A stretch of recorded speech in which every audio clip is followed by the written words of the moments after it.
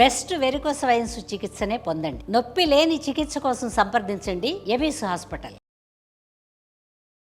నమస్కారం, మీరు చూస్తున్న సుమన్ టీవీ. నేను మీ కీర్తి. నాతో పాటు ప్రముఖ ఆస్ట్రాలజర్ బ్రహ్మశ్రీ నందిబట్ల శ్రీహరి శర్మ గురువు గారు ఉన్నారు. నమస్తే గురుగారు. వాగర్థావివ సంపృక్తౌ వాగర్థ ప్రతిపత్తయే జగతః పితరౌ వందే పార్వతీ పరమేశ్వరౌ. ఆదిత్యాయ చ సోమాయ మంగళాయ బుధాయ చ గురుశుక్ర శనిభ్యశ్చ రాహవే కేతవే నమః. శృంగేరి జగద్గురు పీఠాధిపతులకి, కంచి పీఠాధిపతులకి నమస్కారములు తెలియచేసుకుంటూ కార్యక్రమాన్ని ప్రారంభిద్దాం. గురుగారు, నవంబర్ 18 చాలా చాలా ముఖ్యమైన రోజు. ఈ రోజుని మానవాళికి తప్పనిసరిగా సద్వినియోగం చేసుకోవాలి అంటున్నారు. ఏంటి గురుగారు ఈ రోజుకున్న ప్రత్యేకత? నవంబర్ 18వ తారీఖు రోజున మంగళవారం అయింది, చతుర్దశి తిథి అయింది, స్వాతి నక్షత్రం ఉంది. చాలా విశేషమైనటువంటి రోజమ్మ. అంటే ఒక్కొక్కసారి చెప్తూ ఉంటుంటే, ఈ కార్తీక మాసంలో ఉన్న వీడియోలు గురించి చెప్తుంటుంటే ఏ రోజుకి ఆ రోజు ప్రత్యేకం, విశేషమైన రోజు అంటూ అసలు లేనే లేదు. కార్తీక మాసంలో ప్రతి రోజుకి ఏదో ఒక విశిష్టత ఉంది. శివకేశవులకు సంబంధించిన మాసం కాబట్టి ఈ రోజున ప్రధానంగా మనము చెప్పుకున్నట్లయితే కుజుడు, భూమి పుత్రుడు కుజుడు ఈ రోజున ఉద్భవించాడు.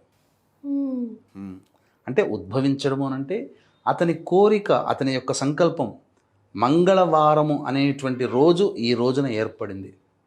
దీనికల గాథ కూడా ఉందమ్మా. భూమిపుత్రుడైనటువంటి కుజుడు అనగా ఉద్భవించినటువంటి కారణం చేత అగ్నిపుత్రుడుగా చెప్పబడి ఉంది. ఈ అగ్ని నుంచి అంటే మనకు పురాణాల ప్రకారం చూసుకున్నట్లయితే భరద్వాజ మహాముని తపస్సు చేసుకుంటూ ఉండగా ఒక అందమైనటువంటి స్త్రీ అంటే అప్సరసని చూసిన తర్వాత మోహావేశము చేత వీర్యపతనం జరిగింది, భూమి మీద పడింది. ఈ భూమి మీద పడగానే ఆ భూమి మీద పడినటువంటి మరొక నిమిషంలోనే ఒక సుందరమైనటువంటి బాలుడిగా, ఎరుపు వర్ణంతో విరాజిల్లుతున్నటువంటి బాలుడిగా ఏర్పడడం జరిగింది. అతనికే భూమిపుత్రుడు అంగారకుడు అని చెప్పడం. భూమి నుంచి ఉద్భవించాడు కాబట్టి అంగారకుడు అనేటువంటి నామధేయం. పుట్టిన తోడనే భరద్వాజ మహాముని పెరిగిన పెద్ద అయిన తర్వాత ఆ అబ్బాయికి ఉపనయన సంస్కారము జరిపించి గణపతి మంత్రోపదేశం చేసినటువంటి కారణం చేత, గణపతి దీక్ష తీసుకొని గణపతి యొక్క మంత్ర అనుష్ఠానం చేసుకున్న కారణం చేత, గణపతి ప్రత్యక్షమైన చేత వరం కోరుకోమనగానే నేను ఏ రోజైతే నీవు ప్రసన్నమయ్యావో ఈ రోజుకి విశిష్టత ఉండేటట్టుగా చూడు. అమావాస్య ముందు రోజు చతుర్దశి మంగళవారమైంది. ఇక ఆ రోజు నుంచి కృష్ణ అంగారక చతుర్దశి అనేటువంటిది నామధేయమైంది. తర్వాత నాకు ప్రకటితమై నాకు వరాలు ఇచ్చినటువంటి రోజు కాబట్టి ఈ రోజున నిన్నెవరైతే కొలుస్తారో వాళ్ళకి దారిద్ర్య బాధలు, మృత్యు బాధలు ఇవన్నీ తొలగిపోవుగాక అని వరం కోరుకుంటాడు. వినాయకుడిని కోరుకుంటాడు. అందుకని ఈ రోజున వినాయకుడిని పూజించమని కూడా శాస్త్రం చెప్పబడి ఉంది. ఇంతటి విశేషమైనటువంటిదమ్మా భౌమ అంగారక చతుర్దశి. మనము వీక్షించేటువంటి సుమన్ టీవీ ప్రేక్షకుల్లో ఈరోజు చాలా ప్రత్యేకమైనటువంటిది. ఈరోజు చేసేటువంటి జపము కానీ, దానము కానీ, పూజలు కానీ, హోమాలు కానీ అన్నీ కూడా ద్విగుణీకృతమైనటువంటి ఫలితాలని ఇస్తాయి అని చెప్పి మనకు పురాణాల్లో చెప్పబడి ఉంది. మనము దీపావళి రోజున ఏ విధంగానైతే యమతర్పణం చేస్తాం, దీపావళి ముందు రోజున నరక చతుర్దశి రోజున యముడికి తర్పణం చేస్తాం. ఈ రోజున కూడా యమతర్పణం చేయమని చెప్పబడి ఉంది శాస్త్రంలో. ఈ విధంగా చేసినటువంటి మానవుడికి 1 సంవత్సరం పాటు జరా మరణము లేకుండా జీవించగలిగే శక్తి వస్తుంది. అంటే ఎటువంటి అనారోగ్య సమస్యలు లేకుండా. అలాగే నవగ్రహాల్లో కుజుడు అతను అనుకూలంగా లేడనుకోండమ్మా, ఎప్పుడు యాక్సిడెంట్స్ అవుతుంటాయి, ఆపరేషన్స్ జరుగుతుంటాయి, రక్తము చిందించబడుతుంది, అలాగే ఎముకలు విరిగిపోవడము, ఇవన్నీ కుజుడు అనుగ్రహం లేకపోవడం వల్ల జరిగేది. ఉద్యోగంలో ఎప్పుడు కూడా ప్రశాంతత లేని జీవితం, ఇంట్లో కూడా ప్రశాంతత లేని జీవితం. అలాగే కొంతమంది ఇన్ఫీరియారిటీ కాంప్లెక్స్తో బాధపడుతూ ఉంటుంటారు. అలాగే లాయర్ వృత్తిలో ఉన్నటువంటి వాళ్ళు పైకి ఎదగలేకపోతుంటారు, అటువంటి వాళ్ళు. అలాగే సంబంధించి పవర్ ఎలక్ట్రానిక్స్ సంబంధించినటువంటి రంగంలో ఉన్నటువంటి వాళ్ళు, ఇప్పుడు చెప్పాలంటే సాఫ్ట్వేర్ ఎంప్లాయీస్, వాళ్ళ యొక్క కోరికలు ఏవి నెరవేరాలన్నా వాళ్ళకి నాథుడు కుజుడే, అంగారకుడే. కాబట్టి ఈ రోజున ఈ చెప్పబడినటువంటి వృత్తుల్లో ఉన్న వాళ్ళందరూ కూడా కుజుణ్ణి ఆరాధించడం ద్వారా చాలా మేలు జరుగుతుంది, వాళ్ళ యొక్క సంకల్పం నెరవేరుతుంది.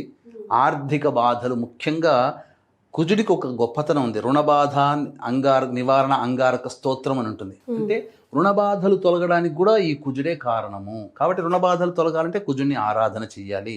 ప్రత్యేకించి అనేక విలక్షణమైనటువంటి మేలు కలయిక ఈ యొక్క 18వ తారీఖు రోజున వచ్చే కృష్ణ అంగారక చతుర్దశి. ఈ రోజున ఏ విధమైనటువంటి నియమాలు, యమతర్పణం ఎలా చేయాలి, అలాగే కుజుడిని ఏ విధంగా ఆరాధన చెయ్యాలి, విశేషించి ఈ రోజున చేయవలసినటువంటి దేవతా ఆరాధనలు 2 ఉన్నాయి, ఇవి ఏం చేయాలి అనేటువంటి విషయాలన్నీ కూడా తెలియచేయవచ్చు. ముఖ్యంగా దీప ఆరాధన ఏ విధంగా చేయాలి అనేటువంటిది కూడా ఈ యొక్క రోజున చెప్పబడి ఉన్నటువంటిది శాస్త్రం. వీక్షించేటువంటి ప్రేక్షకులు కూడా నవంబర్ 20వ తారీఖు అమావాస్య సందర్భంగా మన పీఠమాధ్వర్యంలో మహిమాన్విత శ్రీశైల క్షేత్రంలో జాతకరీత్యా కలుగు విద్య, వివాహ, ఉద్యోగ, దాంపత్య, అనారోగ్య సమస్యల నివారణకి, గురువు అతిచారం వల్ల కొన్ని రాశుల్లో జన్మించినటువంటి వారికి, అనగా మిథునము, అలాగే కన్య మరియు వృశ్చికము, మీన రాశులు, మకర రాశి వారికి తప్ప అన్ని రాశులకి ఇబ్బందికర పరిస్థితులు. అలాగే శని మారినటువంటి కారణం చేత మేష, మిథున, కర్కాటక, సింహ, కన్య, వృశ్చిక, ధనస్సు, కుంభ, మీన రాశిలో జన్మించినటువంటి వారికి, కాబట్టి ఓవరాల్గా 12 రాశుల్లో జన్మించినటువంటి వారికి కూడా సమస్యలు అనేటువంటివి ఉన్నాయి. కాబట్టి ఆ దోష నివారణ, పూజలు, హోమాలు జరిపించి శక్తిపాతం చేసినటువంటి కరుంగలి మాల ఇవ్వడం జరుగుతుంది. స్క్రీన్పై కనిపిస్తున్నటువంటి నెంబర్ కాంటాక్ట్ చేసి మీ గోతనామాదులు నమోదు చేసుకోవచ్చు. ఇక ఈ రోజున ముఖ్యంగా గణపతి ఆరాధన చేయమన్నది. కాబట్టి స్నానకృత్యాదులు తీర్చుకోగానే గణపతి దేవాలయానికి చేరుకొని అభిషేకము, అర్చన చేసి తరువాత అంగారకుడు కాబట్టి సుబ్రహ్మణ్య స్వామి అధిష్టాన దేవత, సుబ్రహ్మణ్య స్వామికి లేదా నాగుపాము విగ్రహానికి ఆవు పాలు, ఆవు నెయ్యి, తేనె ఈ 3టితో అభిషేకం జరిపించి చలివిడి నైవేద్యంగా పెట్టడం. ఇక ప్రధానంగా సంతాన సమస్యలు ఉన్నటువంటి వాళ్ళు చండనాగు పాములకి విగ్రహానికి అభిషేకం చేయవచ్చు. ఈ రోజున స్వాతి నక్షత్రం ఉందమ్మా. ఖచ్చితంగా ఈ రోజున లక్ష్మీ నరసింహస్వామి వారి యొక్క దేవాలయానికి ఎక్కడున్నా చేరుకోండి, లేకపోతే మొబైల్లోనైనా చూసుకోండి, వారి చిత్రపటానికి చూసి నమస్కారం చేసుకోండి. ఎందుకు చెప్తున్నానంటే ఈ రోజున లక్ష్మీ నరసింహస్వామి వారిని దర్శించుకుంటే దారిద్ర్య బాధలు తొలగిపోతాయి. స్వాతి నక్షత్రం ఉంది, మంగళవారం కూడా అయింది కాబట్టి చతుర్దశి తిథి కూడా అయ్యింది. అంటే చతుర్దశి తిథి స్వాతి నక్షత్రంలోనే స్వామివారు ఉద్భవించారు. కాబట్టి ఈ రోజున స్వామివారి కళ్యాణం ఎవరైతే జరిపిస్తారో వాళ్ళకి దాంపత్య సమస్యలు, వివాహ సమస్యలు తొలగిపోతాయి. ఇది గ్రాంటెడ్. ఇక తరువాత ఈ రోజున యమతర్పణం చేయమన్నది. స్నానం చేయగానే తండ్రి ఉన్నవాళ్ళు, తండ్రి లేని వాళ్ళు కూడా యమతర్పణం చేయాలి. కాకపోతే విధానంలో తేడా ఉంటుంది. తండ్రి ఉన్నటువంటి వాళ్ళు తూర్పు వైపున కూర్చొని, యజ్ఞోపవీతం ఉంటే యజ్ఞోపవీతం సవ్యంగానే చేసుకొని తూర్పు వైపున కూర్చొని నీటిని యముడి యొక్క నామాలు, షోడశ నామాలు, ఆ నామాలు చెప్పుకుంటూ యమం తర్పయామి అని చెప్పి ఆ షోడశ నామాలు చెప్పుకుంటూ తూర్పున వైపు ఫేస్ పెట్టి చెయ్యాలి. తండ్రి లేని వాళ్ళు ఉపనయనం సంస్కారం అయితే దక్షిణం వైపు ఫేస్ పెట్టి ప్రాచీనావీతిగా, అంటే మనం రెగ్యులర్గా ఎడమ నుంచి కుడికి వేసుకుంటాం యజ్ఞోపవీతం, అప్పుడు కుడి నుంచి ఎడమకి యజ్ఞోపవీతం వేసి నువ్వులు వేసుకొని చేతిలో, అప్పుడు అరచేతిలో నువ్వులు వేసుకొని నీరు వేసుకొని యముడి నామాలు చెప్పుకుంటూ తర్పయామని ఈ యొక్క బొటన వేలు గుండా వదలాలమ్మ. ఇది చెయ్యాలి. ఈ చేసినట్లయితే యముడి యొక్క అనుగ్రహం కలిగి ఈ రోజున ప్రత్యేకంగా యముడి ఇచ్చినటువంటి వరం ఏంటంటే మళ్ళీ తిరిగి వచ్చే కృష్ణాంగారక చతుర్దశి, కార్తీక మాస అమావాస్య ముందు వచ్చేంత వరకు కూడా ఎటువంటి రోగ భయాలు, అపమృత్యు భయాలు, మృత్యు భయాలు ఉండవు అని చెప్పబడింది. ఈ రోజుల్లో మనందరికి ఇదే కావాలి. ఇప్పుడు ఎందుకంటే కావాల్సింది కూడా ఆరోగ్యమే కదమ్మా. ఈ విధంగా చెప్పబడినటువంటిది చెయ్యాలి. ఈ రోజున కూడా కార్తీక మాసంలో ఇక మేము దానాలు చేయలేదు అనుకున్నటువంటి వాళ్ళు ఈ రోజున లింగదానము, ఉసిరికా దానము, సాలగ్రామ దానము, మార్కండేయ పురాణ దానము, దీపదానము ఇవన్నీ కూడా చేయొచ్చు. దేవాలయంలోకి వెళ్ళి దీపాలు పెట్టవచ్చు. ఇంతటి విశిష్టమైనటువంటిది. ముఖ్యంగా ఈ రోజున కాలభైరవుడికి అభిషేకము, ఆవ నూనెతో అభిషేకం చేసిన, ఈశ్వరుడికి నువ్వుల నూనెతో అభిషేకం చేసిన సమస్త కర్మదోషాలు తొలగిపోతాయి. ముఖ్యంగా వీలైతే ఈ రోజున నువ్వులు, నల్ల నువ్వులు దానం చేసే బ్రాహ్మడికి దానం చేయండి అమ్మా. నల్ల నువ్వులు దానం చేయాలి. సమస్త కర్మదోషాలు తొలగిపోతాయి. అసలు విశేషముగా ఈ యొక్క నువ్వుల దానం చేసినటువంటి వాళ్ళకి శరీరంలో చాలా మార్పులు వస్తాయమ్మా. శని ఆయుక్కారకుడు, ఆయుష్ పెరుగుతుంది. ఈ రోజున చేయమనేది శాస్త్రం. స్వాతి నక్షత్రం చాలా గొప్పదమ్మా. ఇంతకంటే మంచి రోజు అంటూ రాదు.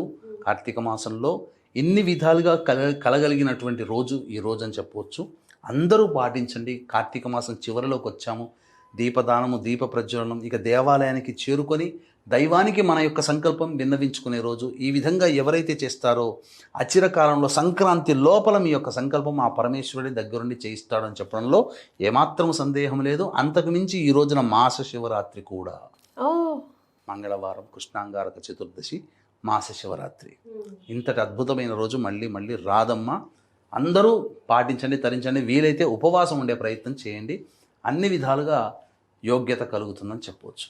ఎస్, ఈ మధ్య ఎవరిని కదిలించినా ఏదో ఒక సమస్యతోనే బాధపడుతున్నాం కాబట్టి చాలా చిన్న చిన్న రెమెడీసే చెప్పారు గురుగారు, ముఖ్యంగా ఈ రోజు చేసుకోవాల్సినవి. సో ఈ వీడియో షేర్ అండ్ సేవ్ రెండు చేయండి, 10 మందికి ఉపయోగపడుతుంది. ఆ రెమెడీస్ని కూడా చేసుకోండి. చాలా సంతోషం గురుగారు, ధన్యవాదాలు. సర్వం శ్రీ ఉమామహేశ్వర పరబ్రహ్మార్పణమస్తు.